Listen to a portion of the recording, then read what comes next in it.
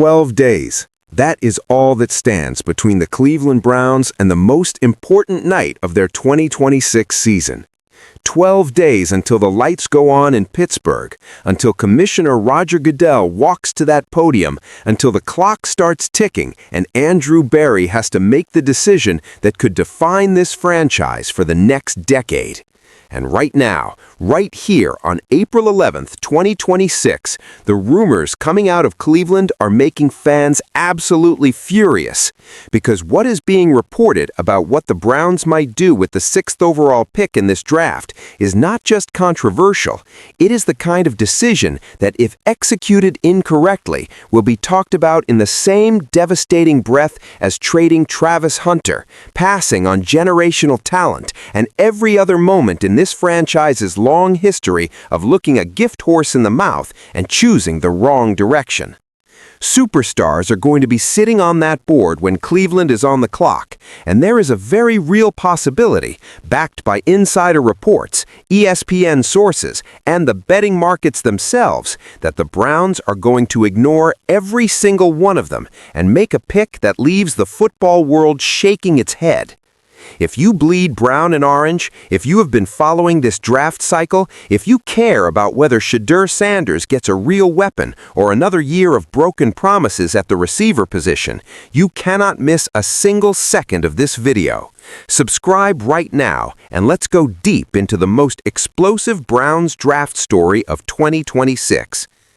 Let's start with what is actually on the board, because the quality of the prospects available at pick 6 is the entire foundation of why this conversation is happening. This is not a weak draft. This is not a year where the Cleveland Browns are picking 6th and looking at a board full of question marks and developmental projects. The 2026 NFL draft class has genuine superstars, players who have the physical tools, the college production, and the evaluator consensus to become franchise-altering forces at the professional level.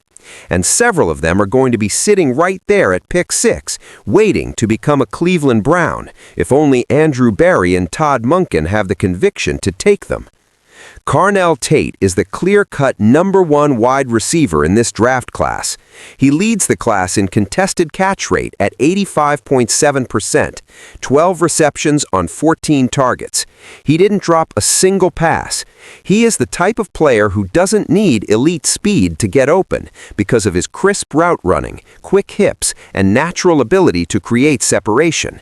Even when he doesn't create separation, he still beats his coverage in most 50-50 situations. Tate is the type of wide receiver who makes the game look easy and his quarterback look good. Dog pound daily. Read that description again. A wide receiver who makes his quarterback look good. A player with a perfect drop rate. A receiver who wins contested catches at an 85% clip. That is not just a good prospect. That is the exact profile of player that Shedeur Sanders desperately needs beside him if his second NFL season is going to be the improvement everyone is hoping for. A quarterback who had 10 interceptions last year, who threw to receivers who dropped passes at alarming rates, who had 0 reliable targets outside of tight end Harold Fannin Jr. That quarterback gets handed Carnell Tate, and the entire offensive equation changes overnight. Carnell Tate is the current betting favorite to be picked 6th, with Georgia offensive tackle Monroe Freeling at plus 350 behind him. Yahoo Sports. The betting markets, which aggregate the most current information from the most connected sources in the industry, are telling you that Tate at 6 is the most likely outcome. And yet, the reports coming out of Cleveland are creating genuine doubt about whether the Browns will actually take him. The confusion, the back and forth, the conflicting signals from different sources, all of it is painting a picture of an organization that is not entirely certain what it wants to do with one of the most important picks in franchise history. On Thursday, April 10th, the Browns hosted former Alabama offensive tackle Caden Proctor on a pre-draft visit. ESPN draft analyst Jordan Reed noted that sources have indicated Proctor is a prospect whom Cleveland really likes at number 6. ESPN. Caden Proctor, an offensive tackle from Alabama, a player who is not even the consensus top tackle in this draft class. The Browns are hosting Proctor on a top 30 visit, and sources are telling ESPN they really like him at 6. And the moment that report hit the internet, Cleveland Browns fans lost their minds. Because if you are seriously considering Caden Proctor at pick 6, when Carnell Tate might be sitting on the board, you are raising questions about your organizational priorities that cannot be answered with diplomatic press conference language. The Browns also hosted former Utah offensive tackle Caleb Lomu on a pre-draft visit. An AFC area scout told ESPN that Lomu is projected as an early first-round pick. ESPN. 2 offensive tackles getting top 30 visits, Proctor and Lomu. Both visited, both reportedly liked by the front office, and simultaneously, wide receivers visiting Cleveland have included Arizona State's Jordan Tyson, Ohio State's Carnell Tate, USC's Mekhi Lemon, Indiana's Omar Cooper Jr., Louisville's Chris Bell, Alabama's Jeremy Bernard, and Texas A&M's Casey Concepcion. ESPN. 7 wide receivers getting visits. That is either an organization doing thorough due diligence at a position of desperate need, or an organization so confused about its own identity that it is collecting visits like baseball cards without a clear plan for how any of them fit together. The honest truth is that this pick represents a fork in the road for the Cleveland Browns franchise, not just for the 2026 season, not just for Shedeur Sanders' development, but for the entire philosophical direction of this rebuild. And understanding why requires understanding the history, because the Browns have been here before. They have stood at this exact crossroads with a premium pick and a clear best player available, and they have chosen the safe, conservative, positionally correct pick over the transformational talent. And every single time they have made that choice, they have regretted it. The Browns traded out of the number 2 pick last year and passed on the chance to draft Heisman Trophy-winning two-way superstar Travis Hunter. Yahoo Sports' Travis Hunter, the Shohei Ohtani of the NFL draft, a player so uniquely gifted, so genuinely unprecedented in his combination of receiving and defensive ability, that his selection would have been discussed as a franchise-defining moment for literally decades. And the Cleveland Browns traded away from him. They picked Mason Graham instead, a solid defensive tackle who has played well, but who will never be the kind of transformational, jersey-selling, conversation-changing player that Hunter was always going to be.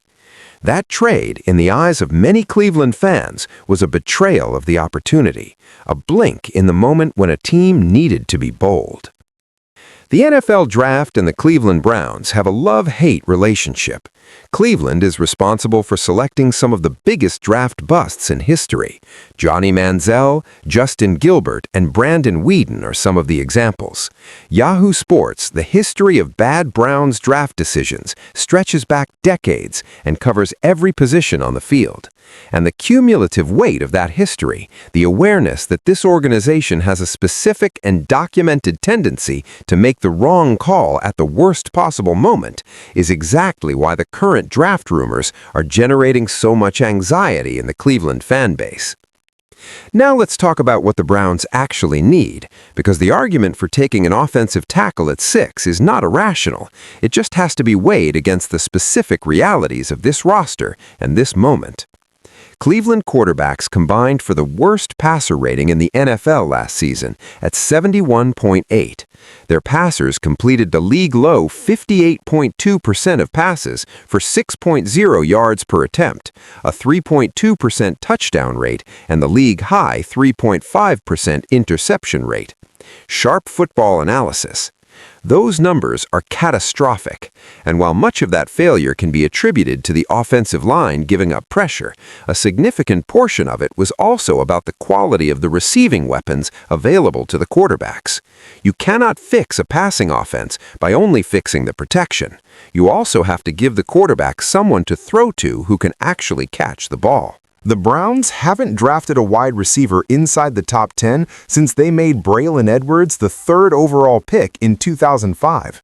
Edwards spent 5 years in Cleveland, earning 1 Pro Bowl selection and leaving with 238 receptions on 500 targets for 3,697 yards and 28 touchdowns. 21 years without drafting a wide receiver in the top 10. Think about that. 21 years of quarterbacks throwing to receivers who weren't good enough, of passing attacks that couldn't generate explosive plays consistently, of offensive coordinators designing systems around the limitations of their receiver core rather than the potential of their quarterbacks. And now, with Carnell Tate sitting on the board, with Shedeur Sanders entering year 2 needing exactly the kind of weapon that Tate represents, the Browns might extend that streak to 22 years by taking an offensive tackle instead. Not taking Carnell Tate at number 6 would probably be overthinking the pick. He'd immediately be WR1 in Cleveland as a rookie.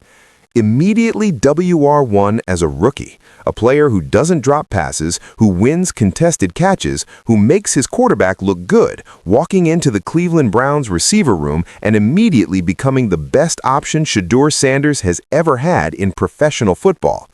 The value of that addition, the specific, measurable, game-changing value of giving a young quarterback his first genuine number 1 receiver cannot be understated. But here is where the offensive tackle argument gets its footing, and it deserves to be taken seriously. Cleveland's offensive tackles combined to allow 21 sacks with 36 penalties in 2025. 4 different tackles allowed at least an 8% pressure rate.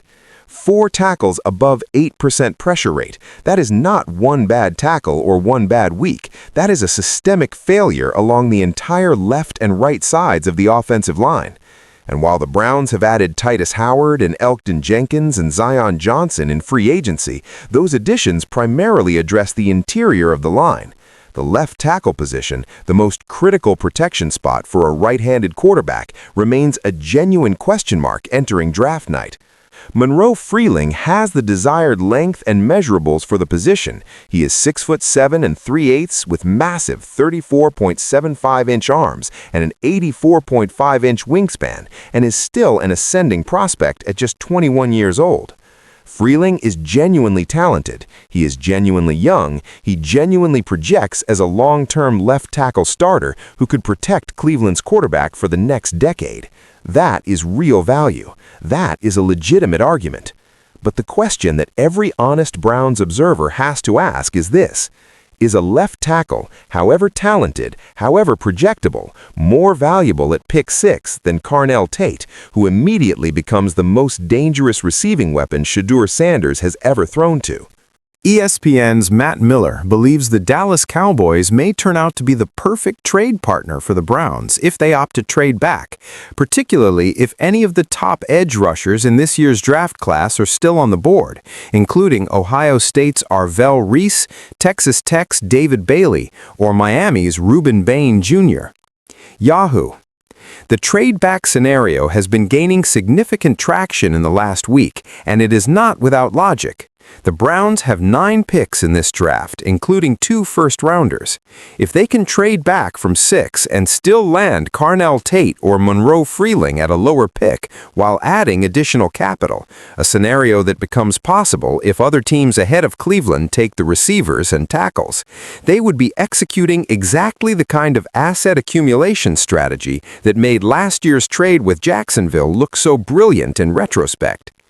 GM Andrew Berry reminded reporters at the NFL's annual league meetings that the Browns may no longer hold the number 6 pick when all is said and done. Berry also admitted that he has no idea who the Browns will be taking if they keep the 6th pick. Yahoo Sports.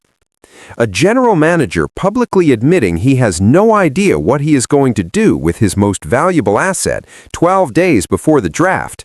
That is either genuine uncertainty, which would be concerning, or strategic positioning designed to maximize leverage in trade negotiations, which would be brilliant. Given Berry's track record, particularly last year's Jacksonville trade that produced Mason Graham, Quinshon Judkins, and an additional first-round pick, the benefit of the doubt goes to strategic positioning. Berry knows exactly what he is doing. The public uncertainty is the negotiation. Arvell Reese is arguably the top prospect in this draft class, but there is a scenario where he is available at pick 6. If that becomes the case on draft night, the Browns need to pounce on selecting him, especially because he can play off-ball linebacker too. Yahoo Sports. Arvell Reese, the Ohio State edge rusher and linebacker hybrid who has been described as the best overall prospect in this entire class, could theoretically fall to 6, depending on how the first 5 picks go. If the Raiders take Mendoza at 1, the Jets take a different direction at 2, and the top 4 picks don't include Reese, Cleveland could find itself staring at a generational defensive player at a position of legitimate team need. Myles Garrett is the best defensive player in the world, but behind him, the Browns have almost nothing. Reese next to Garrett would be the most terrifying defensive edge duo in the entire NFL. But here is the cruel reality of draft night. You cannot plan for Reese. You cannot build your draft strategy around a player who might not be available. You have to know what you want if Reese is gone, and that is where the genuine disagreement between the fan base and potentially the front office is happening in real time. Multiple mock drafts from ESPN analysts have the Browns taking Carnell Tate at number 6. The analysis consistently notes that Cleveland has 2 massive needs and 2 first-round picks, and the expectation is that they draft a wide receiver and an offensive tackle on day 1. Cleveland Browns, 2 first-round picks, 2 massive needs. The simplest, most elegant, most fan-satisfying outcome of this draft is exactly what most analysts are projecting. Carnell Tate at 6, Monroe Freeling or Caden Proctor at 24. Wide receiver and offensive tackle, the 2 things Shedeur Sanders needs most, secured in the first round of the same draft. The foundational building blocks of a genuine offensive infrastructure placed around a young quarterback who has never had either of them at the professional level. That scenario, Tate and Freeling in the first round, 9 total picks to address every other need, is the scenario that would make Cleveland Browns fans feel genuinely good about this organization's direction for the first time in years. It is the scenario that says, we are all in on Shedeur Sanders. We are giving him the tools. We are building around him correctly. We believe in what Todd Monken is building, and we are going to resource it properly. The alternative, taking a tackle at 6, missing on Tate, ending up with a receiver who is less talented at 24, is the scenario that repeats history.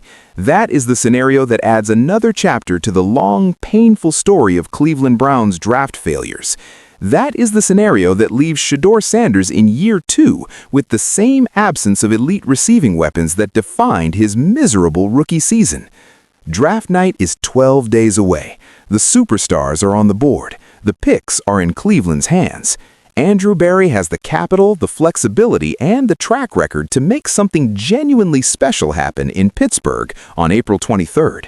The question, the only question that matters between now and then, is whether he is going to use the 6th pick the way the fan base is begging him to use it, or whether he is going to make the kind of decision that has defined this franchise's draft history for 25 years. The bombshell is coming, and when it drops, Cleveland will either erupt in celebration or shake its head in that specific, exhausted, deeply familiar way that only Browns fans truly understand. Watch draft night closely. Everything changes in 12 days. Disclaimer. This video is based entirely on publicly available reporting, mock draft analysis, insider information, and betting market data related to the Cleveland Browns and the 2026 NFL Draft, as reported by ESPN, Fox Sports, Yahoo Sports, Dog Pound Daily, Dogs by Nature, Fantasy Pros, The Draft Network, Sports Illustrated, and other established outlets. All information is current as of April 11, 2026. Draft outcomes are speculative by nature. This content is for informational and entertainment purposes only.